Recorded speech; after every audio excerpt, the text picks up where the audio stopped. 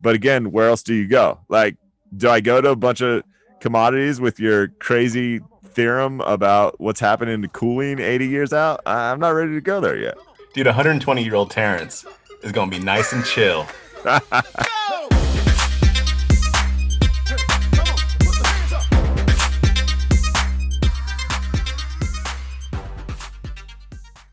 This podcast contains the arguably witty banter of two friends, Skippy and Doogles, that like to debate about investing. The content is intended to be entertaining and for informational purposes only, not investment advice. You should do your own research and consult a financial professional before using any of the information in this podcast, and especially before investing. Boom. So how's it going? It's solid. I'll tell you. You know why it's solid? Why? Because last week we talked about George Washington, and now he's blessed us with his birthday, and so we got a 3-day weekend, man. And that's worth all the gold in the world. Thanks, George. You know what else is solid? We kind of officially hit the interwebs last week, and we blew up in Guatemala, man. I mean, did you see that? This podcast, maybe I'm making this up, but I'm pretty sure it's the #1 talking of investing podcast in Guatemala. Straight from our mouths to the earbuds of the Guatemalations, man. Lots of good content awesome, out there this week. What are we diving into? There's some goodness in the fishbowl. Here's the thing, because I dove with my swan song into the fishbowl. Yeah.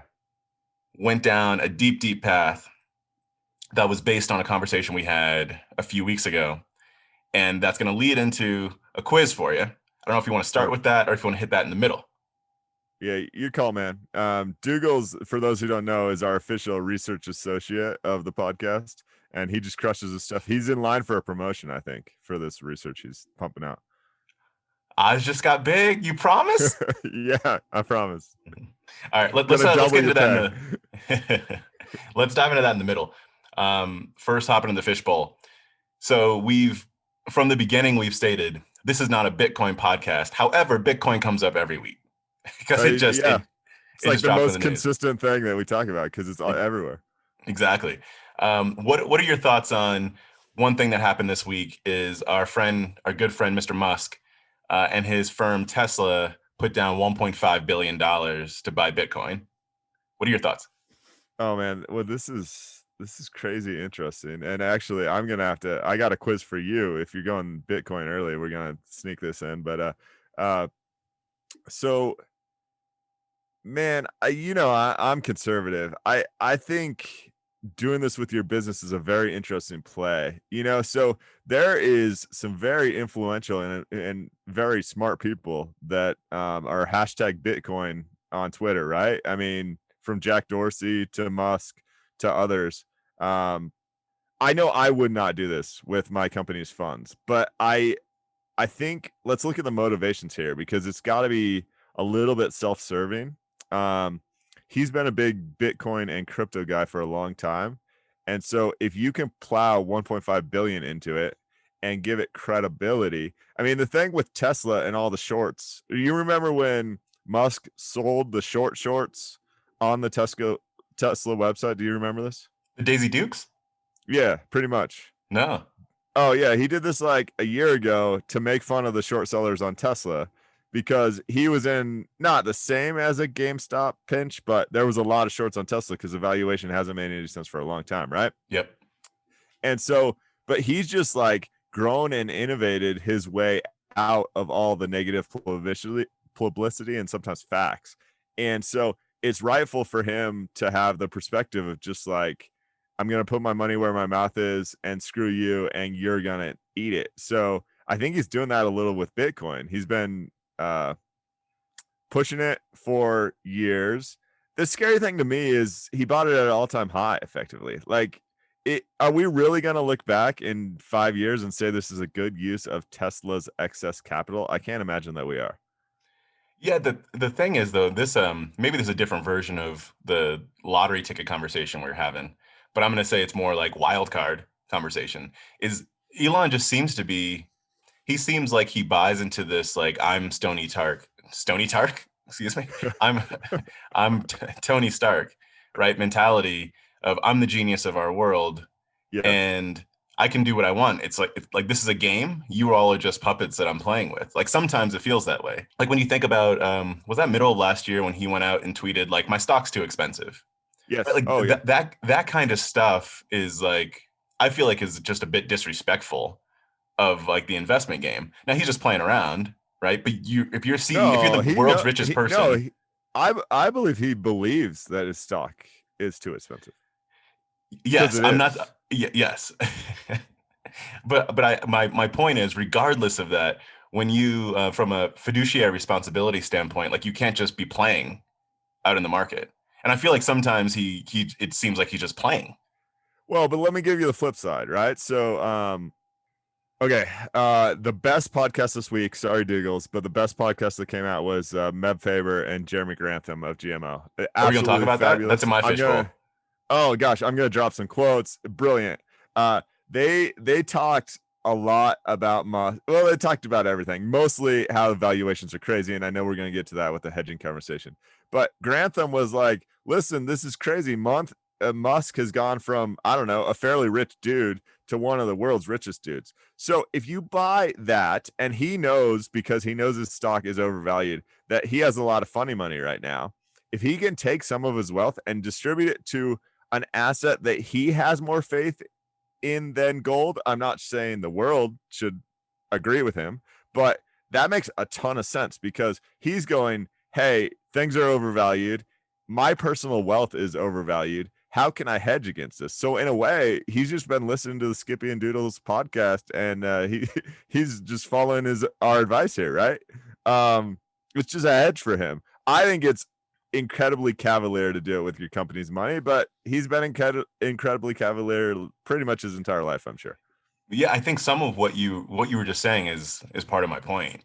Is that like even in what you were stating there, you were saying that he's trying to hedge his own portfolio. Now, as Elon Musk, that makes a lot of sense. But you have to say, like, I'm actually the CEO of one of the most valuable companies in the world that is publicly traded.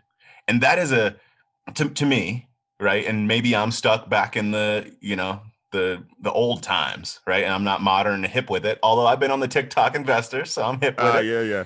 Um, but maybe maybe I'm just not thinking in the way the stock market works today or something. But I feel like being cavalier and being CEO of one of the most valuable companies in the world, where a lot of people, their individual stock picks, their 401ks, their IRAs, et cetera, hold your stock. Like don't be trying to hedge your own portfolio. And it's easy. You can easily play this off. You can say everything that you just said, but instead put in like Tesla's value right into Yeah, that. But I just sure. don't think that's actually the way he thinks. Like I think he does view himself as the Tony Stark, who I understand how the world works. You guys don't. I'm gonna puppeteer. I'm gonna do what's best for me. You'll play along because I can get you to do whatever I want. Like that's the way sometimes I think he plays with it. Yeah, I agree. I'm happy I'm not a Tesla shareholder, although I think I am because I You joined the are. S&P and I was forced to buy it in my index funds, and yeah, that's ridiculous. But okay, so wasn't there also some pitch about them moving towards accepting Bitcoin in to purchase their products? Tesla? Yeah. Oh, I don't know. I didn't hear that. I think that might have been part of it. I mean, that makes no sense because Bitcoin's so volatile that it can be used as a currency. Okay, so let me add on to this because I think this is relevant, and I got the world's hottest game. It's taking the world by storm, and it's specially crafted for you. So your job, Dougals, is to tell me if this is a real cryptocurrency or a fake cryptocurrency. Are you ready? Hit it. All right. First, wrapped Bitcoin, not Bitcoin, wrapped Bitcoin. You mean like or like I Christmas wish time? with a W. Fake. Oh, that's real, baby. How about Tron? Fake. Tron is real with a market cap of $4 billion, just so you know. How about the graph? Fake. The graph is real. Well, I'm supposed to have a 50-50 chance here, and this game is rigged. How about bit dollar? Fake. That one's fake. You got one right. I'm so Ding ding proud of ding you. ding ding. How about just a few more because I love this. SOE, Real. fake. Oh, How about here? What's it called? It's called. I gotta this find is it on my playing out like list. my March Madness picks. Crypto.com coin. I hope that's fake. Oh, it's real. As is Compound, as is Chainlink, Litecoin.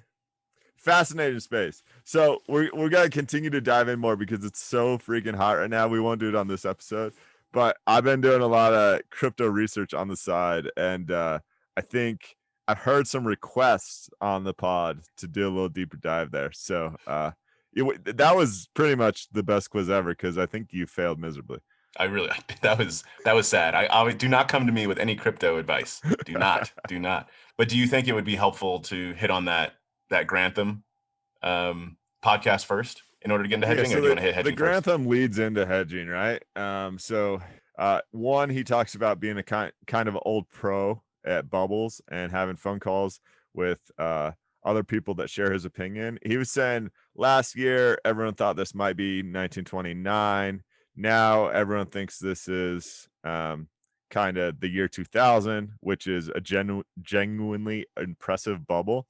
I'll add that he is often or sometimes called a perma bear. Like he typically makes these proclamations that we're in a bubble a little bit too soon. But that's the thing about a bubble. You don't know the timing of it, right? So they dove specifically into the interest rate argument, right? A lot of people have been saying, well, listen, interest rates are so low that there's nowhere else to put your money. And I liked this retort. He talked about interest rates being lower in the rest of the world for almost a longer time, like more like the last couple of years. Yet the rest of the world is still probably the best place to find value in equities right now. Yeah. Although he said, I think he actually talked about how the rest of the world is also, or not the rest, but there are places that are also expensive, just not as expensive as the US. And so it wasn't like it was cheap versus expensive. It was just saying less expensive. And so interest rates have Yeah. still increased, right? Other equity markets as well. Yes, that is true. And then the last thing on the interest rate margin, he talked about kind of the rebuttal to what I just said, which is he's often been a little too early to predict things, but he's just doing it based on valuation. So I'd argue he's doing it right. But he's saying, if a year ago he said things are looking a little frothy, and people go, yeah, but look what Tesla did in the last year, or look what Bitcoin did in the last year, or whatever. It doesn't that doesn't mean just because the market's going up does not mean the market's not overvalued. Sometimes short-term movements of the market are nonsensical. That's not a great retort to the fact that things are crazy right now. Can you say that in a different way? Yeah. So if you look at Japan in the 90s when it went to a cape of like I think 65, that was also talked about in the episode.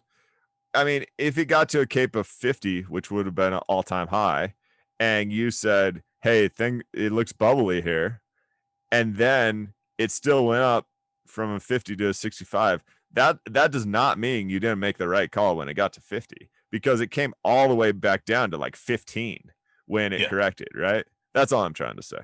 Yeah. I think that, and that's even using the U.S. examples, right? If you look at where things were, and I think the start of '98, right, is when Cape crossed 39, right, which was the top in 29. I think it was something like that in 1998. You get back to that in 2010 for S&P 500 specifically, right? So you have to wait. So even if you got out in '98 and people were like, well, then you missed '99, right? Yeah, sure. But I could have bought 12 years later and still been at the same point, right? It's interesting. And then we've talked about Cisco in the past, right? Where when Cisco was about $600 billion, I think at the peak of 2000 it hasn't hit that again. Yes. Qualcomm is another stock that gets brought up a lot in 2000 because Qualcomm, I think, is fascinating. Sorry, I'm going off on tangents. But hey, I own Qualcomm, so go for it. Qualcomm, I think, is really fascinating because even in 2000, like Qualcomm is a like a very good company. Like it's a really solid company, as a Cisco. I'm not saying Cisco's not, Yeah. but Qualcomm was a really solid company. And just looking at that from a business perspective, it's like brilliant. Like it sits at the center of all the things that make the world move. Yeah. But even Qualcomm didn't get back to its point in 2000 until like a couple of years ago. But at least it's hit it. And now it's a stock, folks are talking about again. But Well, so I mean, I'd wrap with just saying the thing that's different about 2000 from Grantham's perspective is like there were some places to hide, whether it's bonds or elsewhere. There were some places to hedge. Right now, there's not really, and I know that that ties into the hedging conversation you want to have. So he talked about, hey, if bond rates are at 6%, at least you're doubling every 12 years. Right now, if something's compounding around 3%, you're doubling every 24 years. Like that's not, you're not going to be happy with 3% for the next 24 years. So you got to kind of get creative in terms of where you're going to look for some safety here. it's a paraphrase, but I'll call it a quote from your boy Vitali. Yeah. I know Vitali Vitaly. Katzenelson. What a good guy.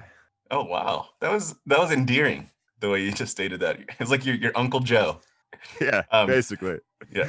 So one thing that I heard Vitali say recently was when you buy in blindly to a company independent of price, that they're believing that time has no value, which I thought it's like a really interesting statement, meaning that like if you buy great companies, we talked about Qualcomm, at the wrong time, right? You're not taking into account like any sort of discounted cash flow valuation. You're not taking into account the additional capital that it might take for them to time and capital that might take for them to grow in right to their pants. They're trying to put on big boy pants valuations, but you need to be able to buy the pants, right? So meaning like, for example, if we just take Tesla, right? Let me use that as an example. Even if you believe that Tesla's current valuation is justified because of self-driving cars in the future, because of their battery business in the future, et cetera, what you're not taking into account is that it might take a decade of investment for them to get there. And so now there's additional expenses, additional cash they're putting out before they can get to this valuation. Like, so I just thought that was really smart of him saying, like, you're believing that time has no value if you're buying into a company waiting for long periods of time for it to grow into where it is today. All right. Dig into that fishbowl. Let's talk about some hedging. You want to talk about hedging? Yes. Let's talk about hedge, baby. So let's talk about what hedging is and how you should think about it. And then we can dive into some ways to do it. So I'm going to spit some hot lyrics and then you can dive in. History lesson. Give it to me. Oh, no, it's not a history lesson. It's just this is Merriam-Webster type situation. So hedging generally is when if you hold assets and then you say, I want to bet, I want insurance. That's a good way to think about it. I want insurance on this asset to say, if this goes down, I would like to own something else that could then offset or balance out my overall portfolio risk. So that's the purpose of hedging, is that insurance play. And there are many ways that you can do it. And some of the ways that people think about hedging are shorting, right? So betting against something. They buy similar or non-similar stocks, right? So you can say, I'm going to buy something in a different industry or related industry or an industry that will do well if this doesn't. People can buy options, puts or calls. Gold has been one. Cash has been one. People think about real assets, which could be real estate or commodities, depending on what the situation is. So those are some of the plays. And then more recently, people talk about Bitcoin being the new gold. And so you can say cryptos in general can be something that people could use too. Yeah, I mean, the simplest or the most common is owning bonds. And typically, those are either investment grade corporate bonds or US government or another entity, another large government entity.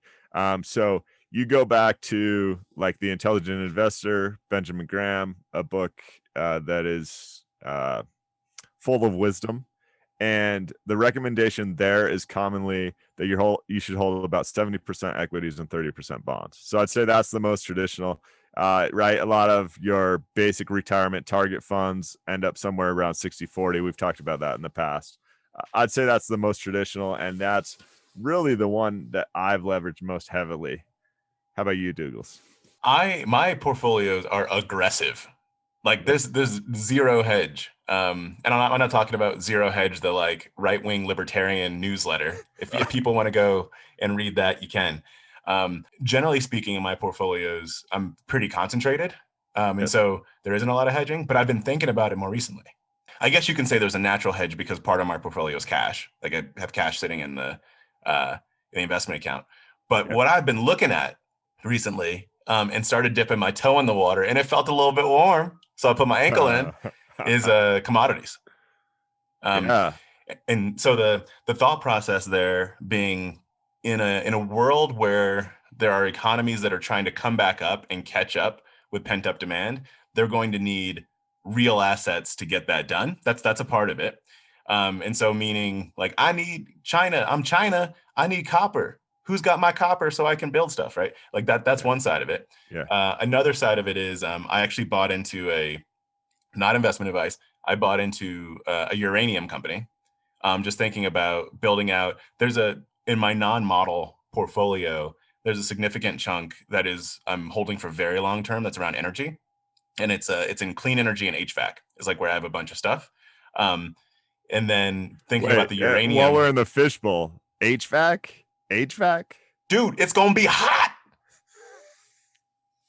This is the simplest thesis of all Yeah. time for me. Just It's break this that down. simple. Okay. It's this simple. In 80 years, there are going to be parts of this globe that are going to be uninhabitable.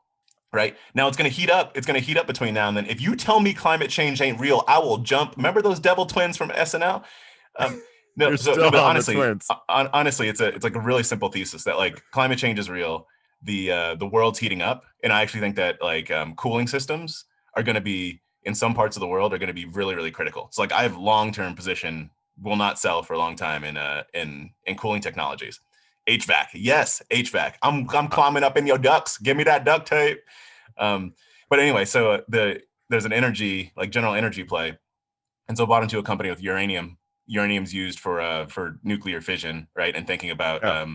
being able to use that for heating and cooling situations. So, but I've been looking at commodities, and it's a like tiny percent of portfolio. Like I put a little bit into 5 different plays because I haven't played in this world before, and I'll kind of Yeah. see what's going on. But that's one hedge I've been thinking about recently. Yeah, well, it's interesting. I can't claim to be a commodities expert in any way, shape, or form. I've been playing around with doing some research on basically shorting the S&P as a hedge because what we talk about. Look at that look on Doogles' face. Holy cow. Just for the record, I've called this out before. Skippy is Mr. Long Pants, always putting on the long pants. He's like, you got to be long, got to be long, got to bet on America. Now he's putting on them Daisy Dukes. He's like, Dukes of Hazard, baby. Whoa, let me finish this sentence because theoretically, when you talk about how overvalued things have been, uh, you say it's going down, and how did I ride that? What I've gathered so far in that early research, my favorite short of the S&P, even though I don't own it, I think it's SPDN, is it gives you more risk than owning like U.S. government bonds. I mean, they're not paying a dividend or anything else, and there's really no upside appreciation unless the world falls off a cliff. So, in a normal case, on average, the stock market, the U.S. stock market, does somewhere between 7 and 10% returns per year. If you bet against it, you're going to lose on average somewhere in that range. Call it, you're going to lose 10% a year. I The stock think you market. also, when you short an index, I think you do have to pay the dividends. Oh yeah. I Yeah. think you do. Well, Check it yeah. out. So I that's think you do. baked into the price movement. It's not like they. Yeah. Yeah, I know But what you mean. yeah. So, if you look at asset correlation assumptions, and I'll put this out on the Twitter account at Skippy Doogles. Also, hit us up there for requests on future content. But so if you just look at basic U.S. government bonds correlation to U.S. stocks, it's at negative 0.64, right? So in a lot of cases, if the U.S. stock market goes down 10%, my bond holdings in a basic long-term treasury are going to go up 6.4%. To me, that still ends up making a little more sense because I get some of that downside protection, but I also ride a little upside. And the sense that they're going to pay me a 2% dividend on that. So as much as I've done research a little more recently, I haven't done heavy research on hedging and diversification in probably at least 5 years, if not 10 years. I still think I'm going to end up in the generic bond market. Now, what's different, we just talked about it, is bond rates are so low that really if the US stock market crashes, say 20% or more, like I think US long-term treasury interest rates, and we've talked about this before, interest rates and price for bond holdings move in opposite directions, are going to end up negative. And I don't particularly love that investment thesis. But again, where else do you go? Like, do I go to a bunch of commodities with your crazy theorem about what's happening to cooling 80 years out? I'm not ready to go there yet. Dude, 120-year-old Terrence is going to be nice and chill. Nice and chill. Yeah, true. You're going to be like... I'm going to dig into the fishbowl for a moment and pull something out about our good friend, Roaring Kitty, right? Yes. Roaring Kitty is the YouTube... Your boy. My boy, Roaring. Is that Roaring? I don't think it's Roaring. But anyway, so Roaring Kitty is the YouTube name. AKA deep effing value as well. Exactly. Yeah. This is one of those people that made boat tons of money off GameStop. He went in with something like $50,000 that he put into to options at GameStop and came out with, I think, around 48 million. I mean, something crazy. A lot Is of that money. public knowledge now? Okay, let's call it. He rolled a 50 to a 50. So apparently, this dude is a registered securities broker that worked for Mass Mutual. Yes. Yeah. I think they're in some trouble. Yeah. So the question is, does Mass Mutual actually go after him? So he's left, right? He was a wealth advisor there. He left. I think it could be a little bit dangerous for them to try and play that game in going after this boy. I mean, you would hope that cooler heads can prevail, right? Like, I don't know that he really did any harm to Mass Mutual or his clients there. Do you think? I would support. I almost always support in life like the most kindergarten like solution in terms of, hey, can we apologize and go play on the slides together? Like, let's make it happen. There doesn't have to be anything crazy going on here. So you believe that Mass Mutual is like the inverse of China? Do you think Mass Mutual is just like, if you want to come over, have some tea? Jack Ma was Jack Ma was apparently seen on a golf course this week. Was it just to tie that live together from episode 3? But I'm not saying. I think Mass Mutual's lawyers are probably all up in people's grill and everyone's hollering and the CEO is probably upset. I mean, this is corporate America. But no, I think generally, like, it's not gonna do any good. Just find the most peaceful resolution. Maybe find someone a few bucks and move on. All right. Okay. Oh, a few episodes ago, we talked about the best performing companies, right, of all time. Yes. Right. A few episodes ago, we also talked about the world's richest people. You were saying you brought up Standard Oil, and you were saying, like, what if you looked at instead of the world's richest people over time, what were the world's like richest stocks? And then on you sent me this tweet. I don't know if it was this week or last week, but you sent me this tweet where people are trying to put stocks or companies on Mount Rushmore and saying, like, what if you could skip an MBA and study these companies? What would you put on Mount Rushmore and skip? Jason Zweig, we can't figure out how to pronounce his name, from Wall Street Journal. That's right. I think he tweeted back and said, like, don't just study successes, look at failures. Everyone talks about the successes, and the successes are like 90% luck. Like, everyone's out there trying to be Musk, and Musk is crazy, as we just talked about, in a good way sometimes, but he just burned $1.5 billion, in my opinion. Yeah, so I'm happy. I think people should talk about failure more, because for every 100 or for every one Amazon, there's 1,000 ones that go bust. I love it. So let's talk about that a little bit. Okay, so here's what I did. I always look at returns relative to the market. So take that. So I looked at historically companies, stocks, stock returns relative to the overall stock market. And I looked at a few things. One is I looked at companies that, and we'll start this off on the quiz form. Companies all time, basically all time, starting from 1930, right, through 2020. the number of companies each year, if you look at the best performing stock to date through that year, right? Does that make sense? So this is just a 12-month period? No, all time. So if you take each year, so Oh, so to in date. Okay. 1940, what are the best Yeah. performing stocks of all time through 1940? 1960, what are the, right? Looked Yeah. at every year from 1930 to 2020. How many companies do you think have ever held the number one spot?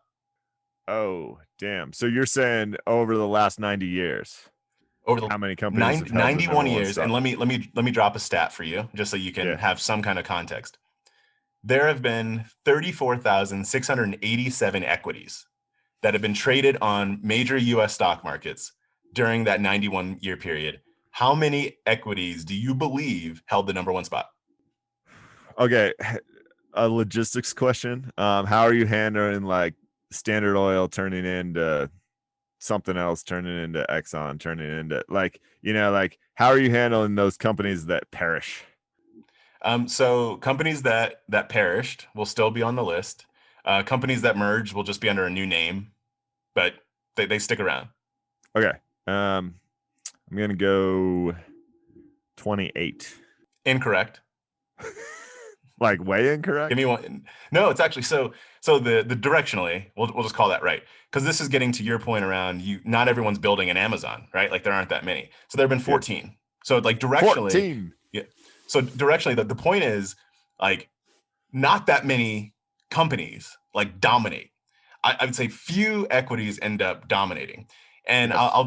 I'll drop another lyric on top of that. So 14 companies have ever held the top spot over 91 years.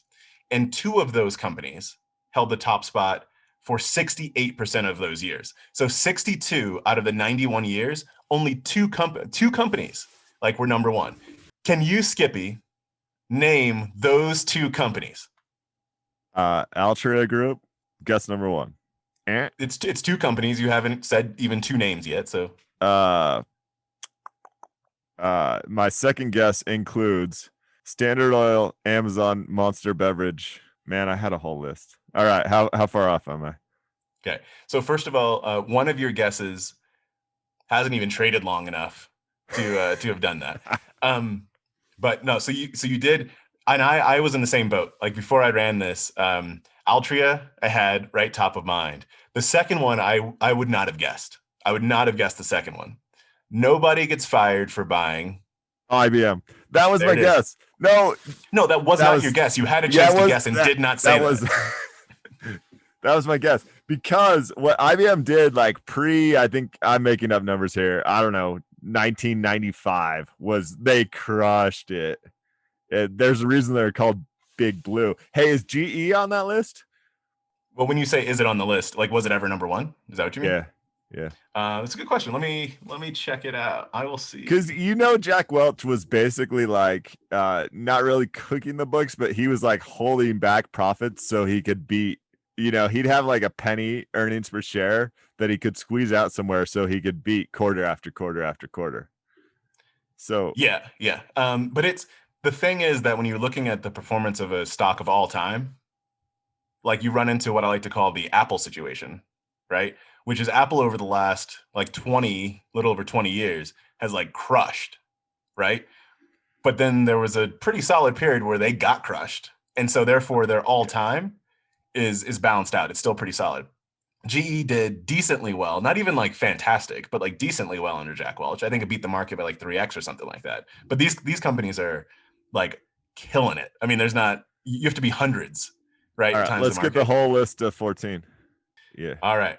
So some of these, I don't know what they do. I don't know who they are. But we got AJ Industries. My boy, Altria AJ. Group. Yeah, Altria, yeah. Amazon. Amaretta Petroleum Corp. Cisco.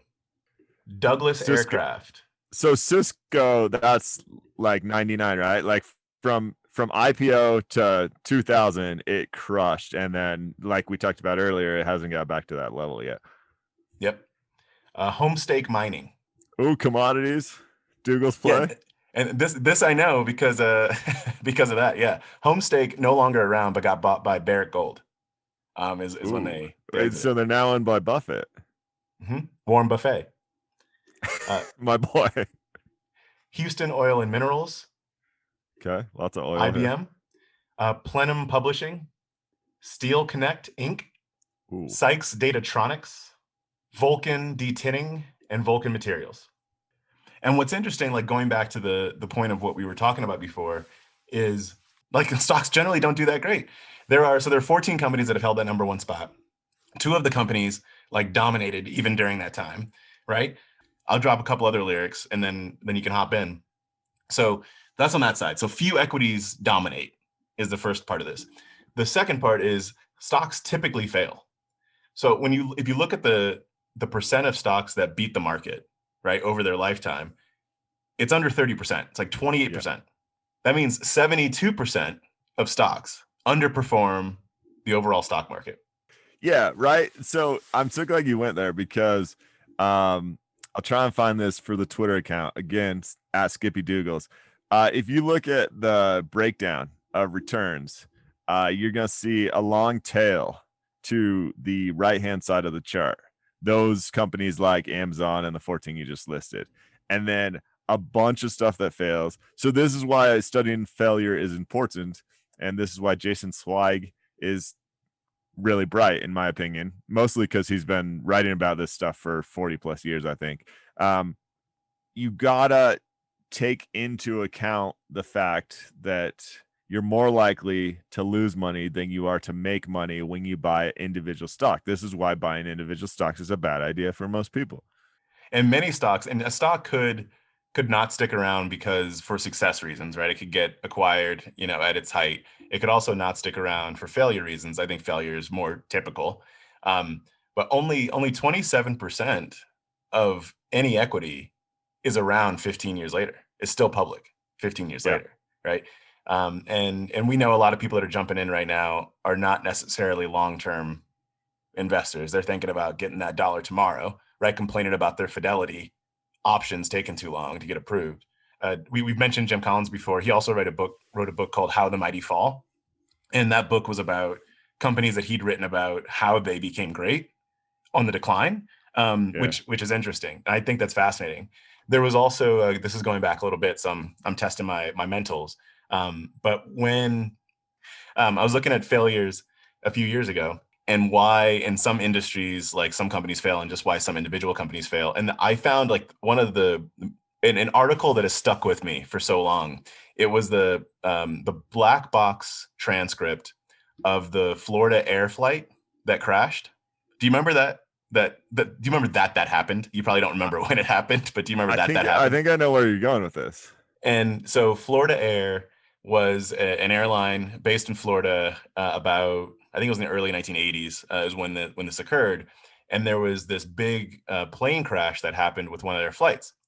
And basically what happened was the wings were, like, the weather wasn't good and the wings weren't de-iced properly. And the plane went down. A lot of people died. It's very not positive. Florida Air did not last. But what was fascinating was looking at this black box transcript. It was the conversation between the pilot and the co-pilot, and basically talking about whether or not they should take off. And it's chilling, right? Because we all know at the end what occurs. But the big takeaway for me was that the co-pilot basically didn't speak up. Like the co-pilot was putting out like little nuggets of like, I don't know if it's good, I don't know, but didn't like stand their ground, right? Which is hard. I'm not blaming the co-pilot, right? But I think it's really hard. And going back to your question of why, right? Is it hubris? Is it this? Is it that? Sometimes it's like knowing the right thing, but the right thing can be difficult, or the right thing, you might not want to step over that line. I also, if you haven't read this, Skippy, or anyone in the audience, I highly recommend the Challenger Launch Decision book. It's called The Challenger Launch Decision. Ooh, okay. I think Diane Vaughn, I think, is the name of the author, but it's a thick book, right? Very thick. So, and it's about a space shuttle launch. And so like buckle up and get ready to read a lot of pages about this. But it's basically about how teams can make decisions and get caught up and not end up listening to certain advice, because momentum and inertia are pointing in a certain direction, and winning, if you go in that direction, sounds like such a high Yeah. that any voice against that win like comes across as a strong neg, and that's hard to go with. Can you Skippy make any analogies to the stock market today? Oh, like every day, man. Any? I would just want to tie in and say thank you for dropping knowledge. There's a brilliant, I'll find the book, but there's a book that does very similar things that talks about, to be a pilot, you have to speak English, right? English is the worldwide language of flying. But they break down some different cultures who are more respectful of the authority figures, and they have dove into some crash transcripts, exactly like you're talking about, where the co-pilot was not as willing to speak up because of some cultural preference. Really fascinating stuff. So in the training, in some of those far off places, they now have to break down the barriers of this respectfulness because it's actually safer for the people on the plane. So sorry, I wanted to put that in. Parallel to the stock market with the Challenger book, I mean, Grantham says in that interview, he says, like, by definition, each day that the stock market is going up at the peak of the bubble, there's more euphoria than the previous day. And that's true. I mean, right now, so the perfect parallel here is the contractors that will no longer show up to their day job to make 20 to 25 bucks an hour because they've pulled out their Robinhood. They're buying pretty much anything under the sun, and they're making more money day trading than they are with like a honest, hardworking job. When this blows up, man, it is going to be spectacular, and I can't wait to talk about it with you. When we mentioned the phrase earlier that nobody gets fired for buying IBM. I mean, it's a lot of where we are right now. When stuff is going up and to the right, and you are a professional investor or a retail investor, if you're not buying in, you're going to get yelled at, right? Like you have to ride this because you're going to get yelled at if you miss out on some returns, right? But the brilliance of Mr. Buffet, right, is be greedy when others are fearful, be fearful when others are greedy. Oh, now we got Doogles over here pretending to be a value investor. What a clown. Come on, Doogles. You know the Morgan Housel, am I saying that right? Quote on that, it's like Monday, quote, Buffett, I'm butchering this, Tuesday, quote, Klarman, and Thursday, quote, the Bible, right? I mean, when this crashes, all the Buffett quotes in your hat are not going to save you, Doogles. Thanks for listening, and if you listen on iTunes, shoot us a review. Only a 5-star review, of course. Shout out to my people in Guatemala.